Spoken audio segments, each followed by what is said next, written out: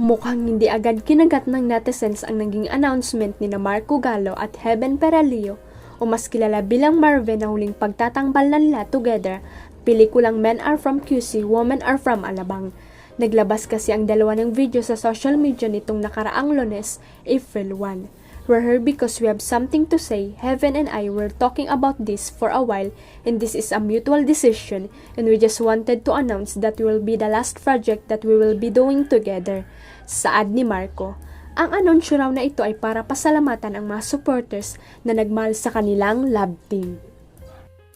Kwento naman ni Heaven na rin daw kasi niyang i-explore ang karir niya at mag-try ng ibang roles na hindi pa niya nagagawa. Chika naman ni Marco, ayaw na raw niyang matali sa love team kaya nagdesisyon na silang mag-break at hindi na muling magkakatrabaho. Sa uli naman ay inamin na Heaven at Marco na frank lang ito at entry lang nila para sa April Fools. Kasalukuyan daw silang nasa set para sa bagong project na pagbibidahan nila together. Umani naman ang samut-saring komento mula sa madlang netizens ang naturang video. It seems like Heaven can't lie, saad ng isang netizen. Comment naman ng isa, kinabahan naman ako dun. Samantala, malapit nang mapanood ang Philippine remake ng South Korean movie na Sunny kung saan magkasama rin sina Heaven at Marco. Hanggang ngayon ay ramdam pa rin ng kapamilya aktor na si Kylie Echari ang pangungulila sa kanyang yumaong kapatid na si Bella. Noong nakarang araw kasi ang death anniversary ng bunso niyang kapatid. Sa kanyang Instagram page ay muli niya itong inalala. A year ago today, my angel flew to heaven. Today hurts just as much as it did before.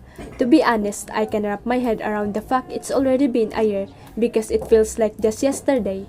I was receiving the news that my angel had to fight a battle that she never deserved. Pagunita ni Kyle. Anya, kahit na paano niya tignan, talagang napaka-unfair ng sakit na cancer na siyang ikinamatay ng kanyang kapatid. But I do know one thing and that's the fact that my sister would want to see me smiling on this day. Sabi pa ni Kyle. At kahit nga raw nahihirapan siya ay alam niyang ang kapatid ang pinakamasayang bata katabi ang Panginoon. Lahad ni Kyle, grief as I've noticed never does get easier. In fact, it's been getting harder and harder for me to process the fact that she's not coming back. I do not know when the next time I'm really gonna be able to see her. I know she'd never want me to dwell on the fact true.